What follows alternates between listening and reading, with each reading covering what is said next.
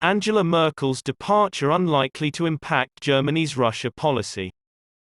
With federal elections in late September, one thing is clear regarding German policy: Angela Merkel will step down after 16 years in power. As shown earlier this year, new leadership breeds new policies, especially toward Russia. But how would Germany, the US's main partner in talks with the Kremlin, react? The fear of a German-Russian reconciliation is well-founded.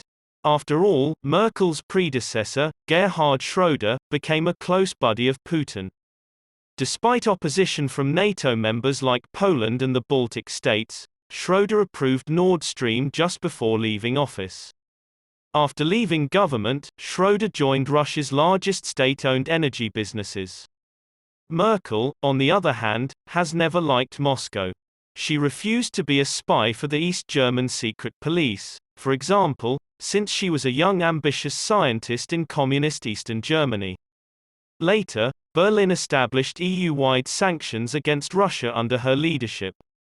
After Russia's 2014 assault against Ukraine, Germany joined NATO's Operation Enhanced Forward Presence to reassure NATO's Baltic countries. Electoral results in 2021, Schröder's Social Democrats (SPD) won the most votes. Chancellor-elect Olaf Scholz of the SPD. Scholz was Schröder's SPD General Secretary until 2004. The Kremlin sought to sway the results. Russo-controlled media backed the right-wing Alternative for Germany, AfD. Also targeted were the Greens, who oppose Nord Stream 2 and want stronger human rights and international law. Since March 2021, Russian state-connected hackers have been operating in Germany. Merkel's exit, on the other hand, will have little impact on German policy toward Russia. This is due to 5 factors.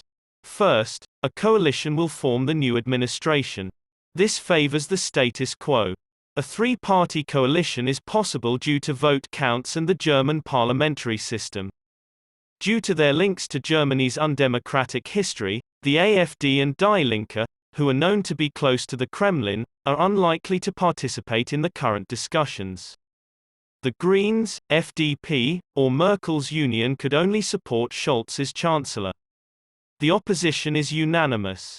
To begin with, the Social Democrats are no longer a Kremlin-friendly political force today. Except from 2009 to 2013, the SPD was Merkel's main coalition partner. When Germany imposed sanctions on Russia and committed its own troops to protect NATO partners in the East in 2014, the Social Democrats controlled the roles of vice-chancellor and foreign minister. Scholz's recent public remarks reinforce and re-emphasize current Russia policy.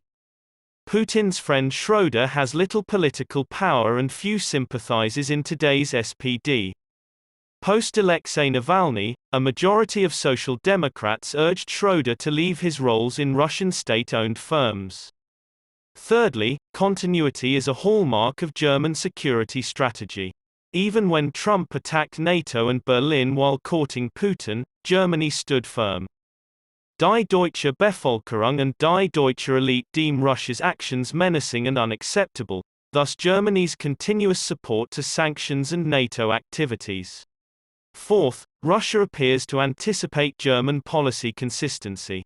Although the Russian media effort and hacking, no proof of serious Russian electoral intervention, comparable to Ukraine in 2004 or the USA in 2016. Fifth, continued talks indicate continuity. The SPD, Greens, and FDP are the most probable future governing alliance. Their continuing coalition discussions just came to a conclusion. The article never mentions Russia. An important part of this new German foreign policy is making sure democracies and human rights are safeguarded. Instead of cancelling Nord Stream 2, the report claims that Germany would attempt to balance its energy suppliers and follow EU energy legislation. Germany's attitude to Moscow is unlikely to alter even though Merkel has been in charge of it for the previous 16 years.